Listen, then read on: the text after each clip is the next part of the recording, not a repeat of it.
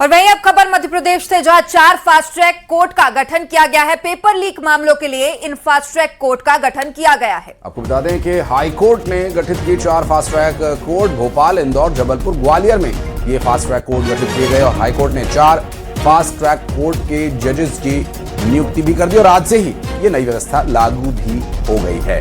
तो भोपाल में सेशन जज प्रवीण पटेल की फास्ट ट्रैक कोर्ट गठित की गई है। इंदौर में सेशन जज सुभद्रा सिंह की फास्ट ट्रैक कोर्ट गठित की गई। इसके अलावा जबलपुर में सेशन जज आनंद कुमार सहलाम और ग्वालियर में सेशन जज विशाल अखंड की फास्ट ट्रैक कोर्ट गठित की गई है। हाईकोर्ट ने प्रदेश के विधि विभाग को नोटिफिकेशन की कॉपी भी भेजी है।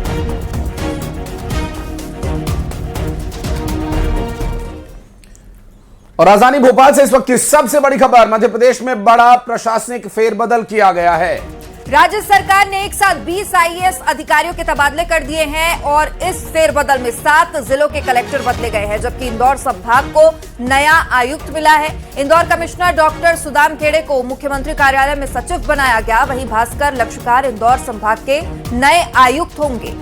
रतलाम, अनूपपुर, शहडोल, मंदसौर, आगर मालवा, खरगोन समेत कई जिलों के कलेक्टर्स की नियुक्ति की गई। तबादलों को प्रशासनिक स्तर पर बड़ा बदलाव माना जा रहा है और ऐसे में इस बदलाव का प्रशासनिक सेवाओं पर सकारात्मक असर पड़े, इस बात की उम्मीद की जा रही है।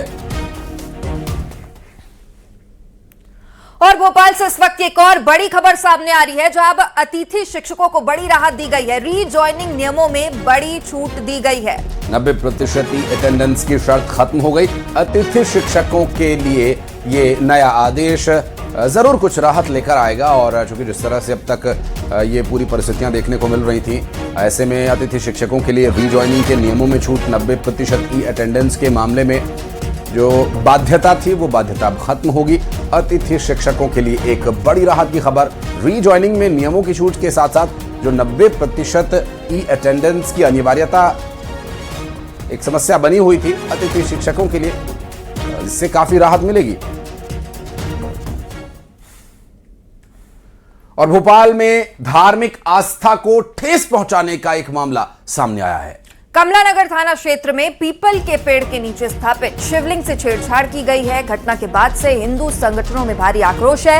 अंतर्राष्ट्रीय हिंदू परिषद के कार्यकर्ताओं ने पुलिस में इसकी शिकायत दर्ज कराई, जिसके बाद कमलानगर पुलिस ने अज्ञात आरोपियों के खिलाफ एफआईआर दर्ज की है और नई शिवलिंग की स्थापना भी कराई गई।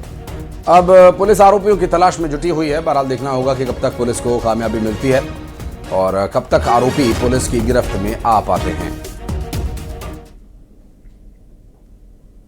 बात करेंगे अतिक्रमण पर एक्शन की। तो भोपाल में प्रशासन ने ग्राम नीलबड़ में सरकारी जमीन पर बनी दुकानों पर बुलडोजर चला दिया है। करोड़ों की सरकारी जमीन है ये, जिस पर दुकानें बनाई गई थी, जिन्हें अब तोड़ दिया गया है और अतिक्रमण मुक्त कराया गया जमीन को। इस दौरान पुलिस प्रशासन और एसडीएम की मौजूदगी में कार्रवाई की गई। तो वहीं जबलपुर के शताब्दीपुरम में भी सरकारी जमीन पर किए गए कब्जों को, अवैध निर्माणों को हटा दिया गया। शताब्दीपुरम में 20 से ज्यादा अवैध निर्माणों पर बुलडोजर चला है। ये कार्रवाई हाईकोर्ट के आदेश के बाद की गई। रहवासियों ने अतिक्रमण हटाने का विरोध भी किया। रहवासी अधिकारियों के बीच बहस भी हुई है।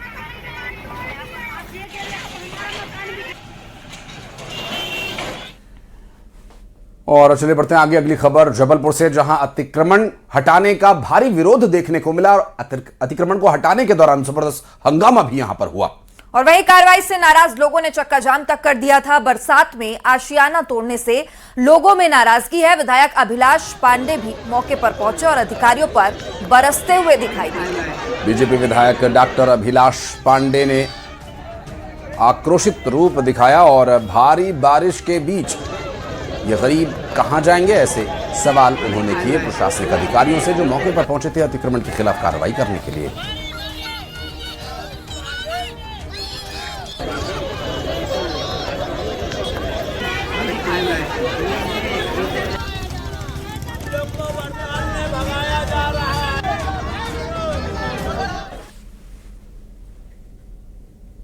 गुजरात के राजकोट में भारी बारिश के बीच बड़ा हादसा हो गया है। तेल होकर नदी के तेज बहाव में एक कार अचानक बह गई। आशंका है कि कार में 2 लोग सवार थे और घटना की जानकारी मिलते ही फायर ब्रिगेड, पुलिस और स्थानीय प्रशासन की टीम मौके पर पहुंची और नदी के तेज बहाव के बीच लापता कार और उसमें सवार लोगों को तलाशने के लिए युद्ध स्तर पर अभियान चलाया और लगातार चलाए गए सर्च ऑपरेशन और बढ़े हुए नदी के जल स्तर की वजह से काफी चुनौतियों का सामना करना पड़ा। हालांकि रेस्क्यू काफी चुनौतीपूर्ण रहा और तस्वीरें भी इस दौरान की हम आपको दिखा रहे हैं।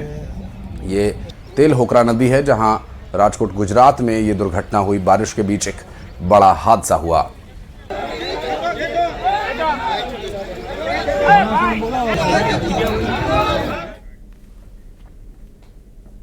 और भोपाल से इस वक्त की बड़ी खबर, रायसेन जिले के हलाली डैम में एक युवक के डूबने की सूचना सामने आई। दरअसल बताया जा रहा है कि डूबने वाला शख्स भोपाल के अशोका गार्डन का रहने वाला असलम है। शुरुआती जानकारी के मुताबिक शख्स करीब 80 फीट गहरे पानी में चला गया। सूचना मिलते ही पुलिस और रेस्क्यू टीम मौके पर पहुंचे और तलाश अभियान जारी है।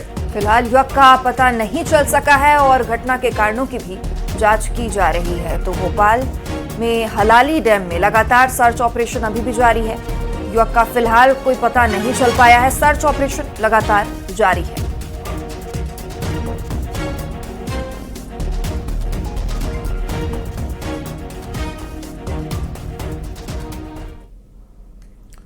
और मैहर में स्कूल से घर लौट रहे मासूम का अचानक मौत से सामना हो गया। भदनपुर मिडिल स्कूल के पास सड़क पार करते समय बच्चे का संतुलन बिगड़ा और वो तेज बहाव में बहता चला गया और मासूम को बहता देख वहां मौजूद ग्रामीण दौड़े और बिना देर किए उसे सुरक्षित पानी से बाहर निकाल लिया गया। और ये देखिए पूरी घटना का जो वीडियो सामने आया है, हैरान कर देने वाला ये वीडियो है। पानी का बहाव कितना तेज था और मासूम बच्चा इस पानी में गिर गया था। और इस दौरान सामने आई वीडियो, ये आप देखिए ग्रामीणों की सतर्कता की वजह से मासूम बच्चे की जान बच गई और बड़ा हादसा होने से टल गया। स्थानीय लोगों ने स्कूल के आसपास जलभराव वाले रास्तों पर सुरक्षा के पुख्ता इंतजाम किए जाने की मांग भी की है। मैहर से सामने आई ये तस्वीरें। निकलने के लिए मजबूर हैं।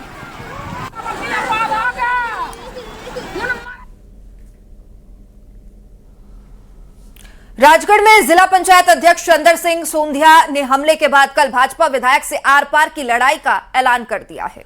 उन्होंने आरोप लगाया कि विधायक मोहन शर्मा उनके बेटे समर्थकों ने गुंडागर्दी की। दरअसल प्रभारी मंत्री चैतन्य कश्यप के कार्यक्रम में पुलिस ने उन्हें प्रवेश करने से रोका था, जिस पर पुलिस से उनकी तीखी बहस नोकझोंक हो गई थी। बाद में एसडीएम उन्हें कार्यक्रम स्थल तक लेकर पहुंचे। चंद्र सिंह का आरोप है कि मंच पर प्रभारी मंत्री से बातचीत के दौरान विधायक मोहन शर्मा के बेटे ने कार्यक्रम से जाने को कहा और समर्थकों से नारेबाजी करवाई और हमला भी।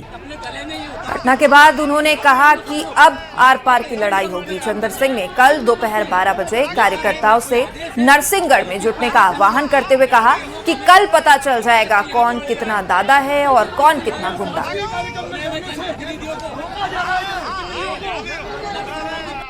सभी साथियों से, सभी भाइयों से अनुरोध करूंगा कि मोहन शर्मा जी जो नरसिंहगढ़ के विधायक जी है, उनकी गुंडागर्दी कितनी है, उनकी गुंडागर्दी का जवाब कल हम 12 बजे, कल दिन है शनिवार को 12 बजे भंडारी पैलेस पे तमाम लोग इकट्ठे होंगे और उसके बाद मोहन शर्मा और उनके गुंडों से हम लोग जवाब मांगा जाएगा।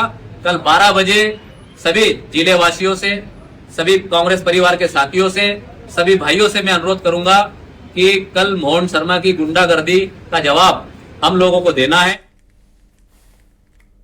अगली खबर मंडला से, जहां सांदीपनी विद्यालय कालपी के छात्रों ने नेशनल हाईवे 30 पर चक्का जाम कर विरोध प्रदर्शन किया।